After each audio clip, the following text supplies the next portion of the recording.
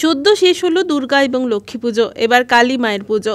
জেলার বিগ বাজেটের মধ্যে অন্যতম পুজো আলেয়ার কালী পুজো। এবছর তাদের পুজো 57 বছরে পদার্পণ করছে। মঙ্গলবার নন্দকুমার মহারাজ হাই স্কুলের মাঠে খুঁটি পুজোর মধ্য দিয়ে আলেয়ার উৎসবের শুভ সূচনা হয়। এবছর তাদের পুজোর থিম সোপান।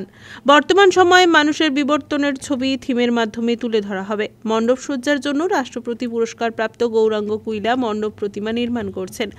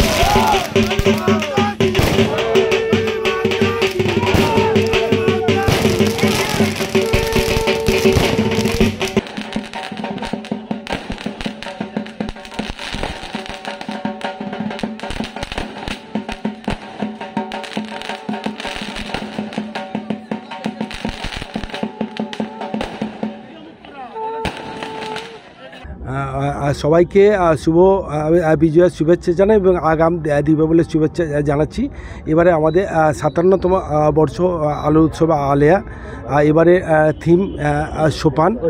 মূল উদ্দেশ্য যেটা যে মানুষ আজকের প্রজন্মের মানুষ ক্রমশ পুতুল হয়ে যাচ্ছে এবং পুতুল ক্রমশ মানুষ হয়ে যাচ্ছে।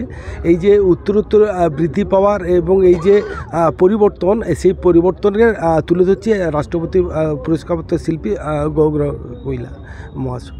মূলত আমাদের একটা তরুণ কুইতির স্মৃতি দৌড় হয়ে যাচ্ছে, 57 বছর ধরে এটা থাকছে।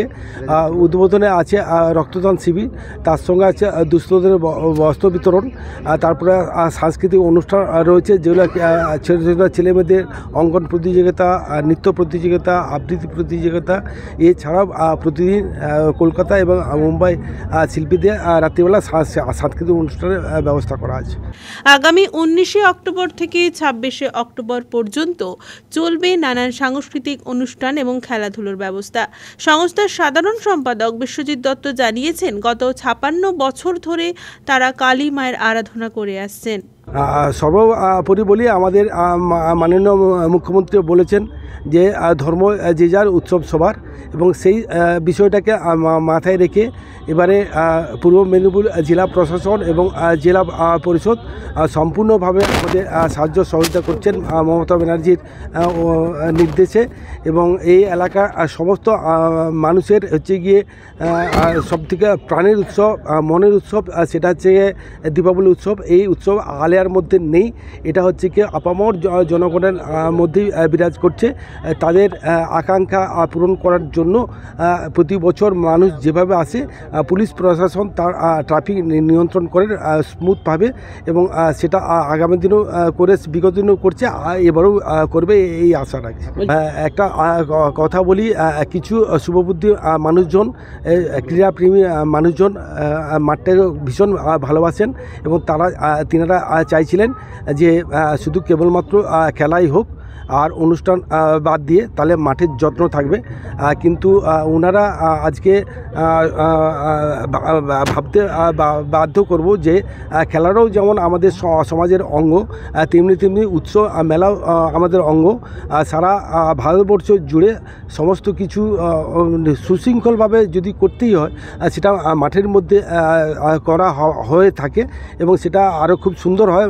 মানুষকে বিভিন্ন দিক থেকে মনোরঞ্জন এবং সেবামূলক কাজে আমরা ব্রতী থাকি, এবং এটা হয়েছে কেবলমাত্র মমতা ব্যানার্জির অনুপ্রেরণায় এবং পূর্ব মেদিনীপুর জেলা পরিষদ এবং পূর্ব মেদিনীপুর জেলা প্রশাসনের সৌজন্যে।